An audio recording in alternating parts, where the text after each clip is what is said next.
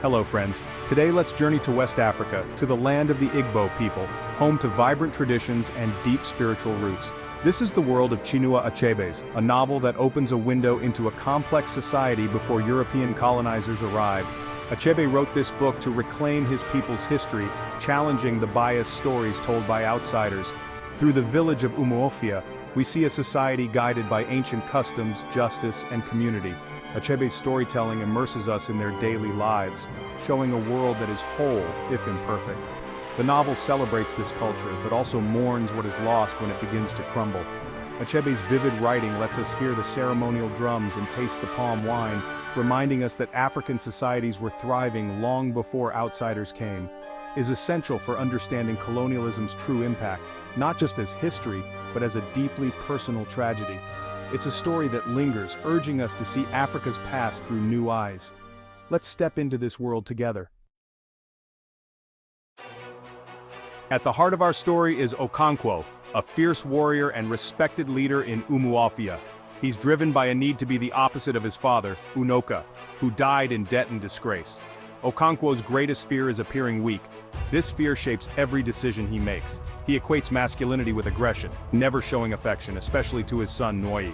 This rigid mindset becomes his tragic flaw, leading him to commit terrible acts, like the killing of Ikamafuna, just to avoid seeming weak. Even in exile, Okonkwo's ambition burns. He dreams of returning stronger than ever. But while he's away, a new force quietly enters his homeland, threatening everything he values. Okonkwo's struggle is not just personal, it's the struggle of a man and a culture facing unstoppable change. His fear, more than anything else, sets the stage for his downfall. While Okonkwo is exiled, white missionaries arrive in Umuofia, bringing a new religion and way of life. At first, villagers are curious but wary. The missionaries' message is strange, yet some find comfort in it. They reach out to the outcasts and marginalized, offering acceptance where there was none. Okonkwo's son, Nwoye, is drawn to Christianity, deepening the rift in his family. As more convert, the village is divided, old rituals fade, and the colonial government imposes new laws. The Igbo justice system is dismissed, and the elders' authority is undermined by force. When Okonkwo returns, he finds his village transformed, the bonds of kinship weakened. He cannot accept these changes, but the real battle has already been lost in the hearts of his people. The world he knew is slipping away. One of the novel's most powerful themes is the collision between tradition and change. Umuofia's culture is rich and complex, but not without flaws. Achebe shows both its strengths and its rigidities. The arrival of missionaries and colonial rule is not gentle.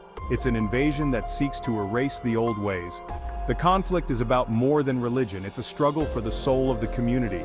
The Igbo's justice, gods, and customs are dismissed as primitive, creating confusion and division. Okonkwo's rigid idea of masculinity mirrors the community's resistance to change, but violence is no longer effective.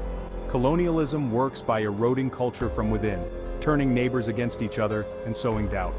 The tragedy is not just external attack, but internal collapse as unity fades. Achebe shows us how a culture can fall apart from both outside pressure and inner division. The loss is profound and deeply human. The title comes from Yeats's poem, "Things Fall Apart, the Center Cannot Hold." The center is the culture and unity of the Igbo people, weakened by colonialism until it collapses. Okonkwo's tragic end symbolizes the death of the old ways. He dies in disgrace, unable to adapt or be honored by his people. The final insult comes as the White District Commissioner reduces Okonkwo's life to a mere footnote, erasing his story. Why does this novel still matter? Because its themes, cultural conflict, identity, and the cost of intolerance, are timeless. We still see cultures clashing and powerful groups imposing their views on others. Achebe's novel urges us to listen to silenced voices and question the stories we're told. It's a reminder of the loss that comes when one culture dominates another, and the richness that's destroyed. Achebe built a monument to his ancestors, giving them a voice that still echoes today. That's a lesson worth remembering.